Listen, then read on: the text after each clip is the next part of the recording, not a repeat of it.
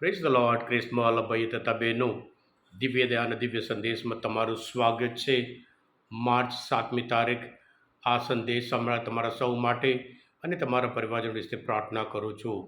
તમારા બાઇબલ લઈ લો, પ્રભુના વચન સાંભળીએ. લોકનો ગ્રંથ 15મો અધ્યાય, પહેલી કડીથી ત્રીજી કડી અને 11થી 32મી કલમ સુધી.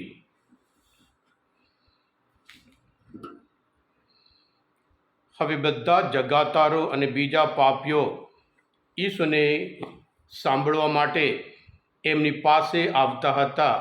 આથી ફરોશીઓ અને શાસ્ત્રીઓ બંને બડબડાટ કરતા હતા, આ માણસ પાપીઓને અવકાર આપે છે, તેમની સાથે ખાય છે. ત્યારે ઈસુએ તેમને આ દૃષ્ટાંત કહ્યું. તેમણે કહ્યું, એક માણસને 2 દીકરા હતા. તેમાંના નાનાએ બાપને કહ્યું, બારે ભાગે જે મિલકત આવતી હોય તે મને આપી દો. એટલે તેણે પોતાની મિલકત તેમને વેચી આપી. થોડા દિવસ પછી નાનો દીકરો પોતાની બધી મિલકત વેચી સાટી પૈસા લઈ દૂર દેશાવર ચાલ્યો ગયો. ત્યાં અમન ચમનમાં બધી મિલકત ઉડાવી મૂકી.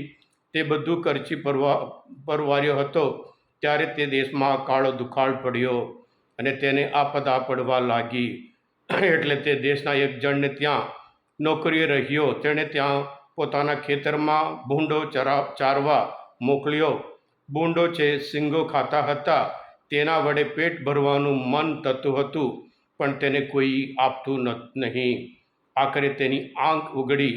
તેણે વિચાર્યું, મારા બાપને ઘેર કેટલા બધા નોકરોને ખાતા વધે એટલું બધું ખાવાનું મળે છે અને અહીં હું ભૂખે મરું છું.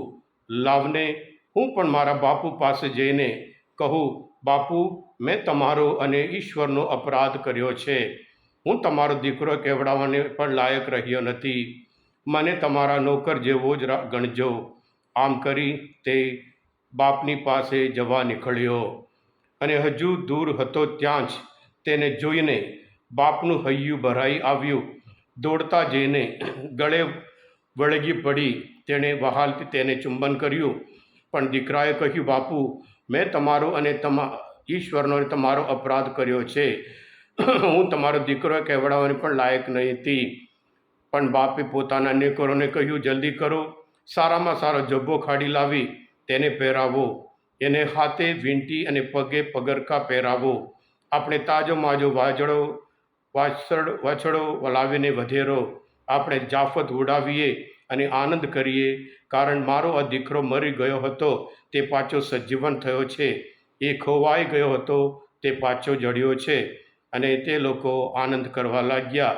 અને પિતાએ કહ્યું કે આપણે આનંદ ઉત્સવ કરવો જ જોઈએ. આ પ્રભુની વાણી છે, તે આપણો આધાર છે. ક્રિસ્મસ ભાઈ બહેનો, 2000 નહીં, જેટલા 1000 વર્ષ માટે પણ એક શ્રેષ્ઠ નાની વાર્તા હોય, ટૂંકી વાર્તા હોય, આ ખોવાયેલો દીકરો છે. માણસના નબળાઈઓને લીધે માણસ ગુલામ બને છે.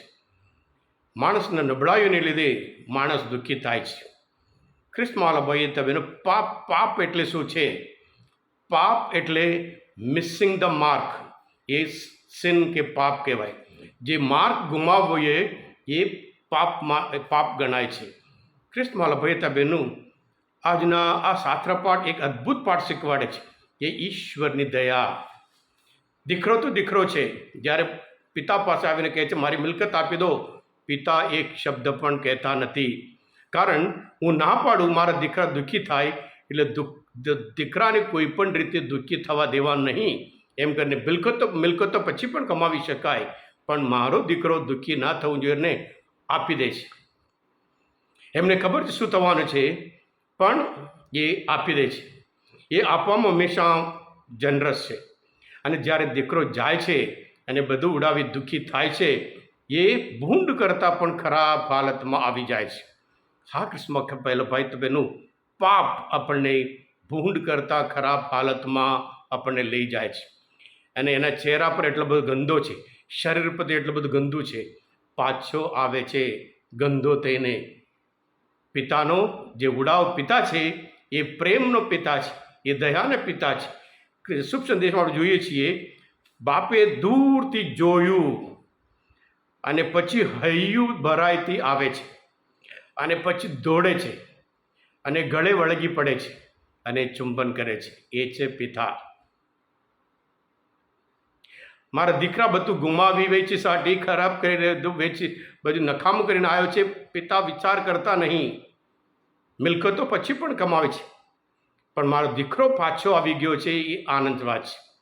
આ ક્રિસ્મસ ભાઈ બહેનો, મોટો દીકરો એ ફરોશી જેવા લોકો છે, જાતને બહુ ધર્મિષ્ઠ માને છે, અમે સારા છે, પેલા બીજા બધા ખરાબ છે.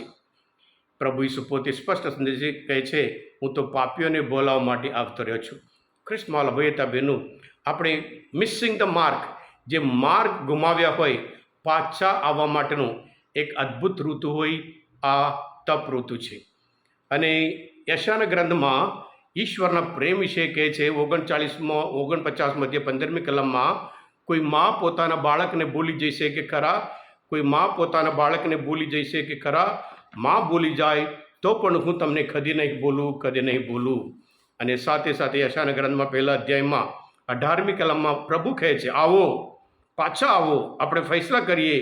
પ્રભુ બોલે છે, તમારા પાપ જો કે લાલ રક્ત વર્ણ છે, પણ તે બરફ અને ઊન જેવા સફેદ થઈ જશે. પણ પાછા આવો. ક્રિસ્મસ ભાઈ બહેનો, હૃદય પલટો કરીએ, પ્રભુ પાસે જરૂર આવીએ. હા ક્રિસ્મસ ભાઈ બહેનો, આજના મનચિંતન શાસ્ત્ર પાઠ સમજવા માટે, પ્રભુ વિશે ઓળખ માટે મદદરૂપ થયા હોય, તમે ચોક્કસ દિવ્ય દયા અને દિવ્ય સંદેશ સબસ્ક્રાઈબ કરજો અને બીજા માટે પણ ફોરવર્ડ કરજો. ઈશ્વરની દયા કેટલો અપાર છે એ બધાને જાણવા પામે, જેથી કરી બધા પ્રભુથી દૂર ગયેલા હોય, ગુલામ થયા હોય, ગંદા થયા હોય, પ્રભુ આપણે હંમેશા પોતાના હાથ ખુલ્લા રાખીને આપણે ભેટવા માટે હંમેશા તૈયાર છે. આ સંદેશ બીજા માટે પણ ફોરવર્ડ કરો અને સબસ્ક્રાઈબ કરો, કારણ તમે બધા આશીર્વાદિત છો, અભિષિક્ત છો. પ્રભુ ઈસુ, હું તમારામાં વિશ્વાસ રાખું છું. બોલો દિવ્ય દયાનો જય. God bless you all. Jesus, I trust in you.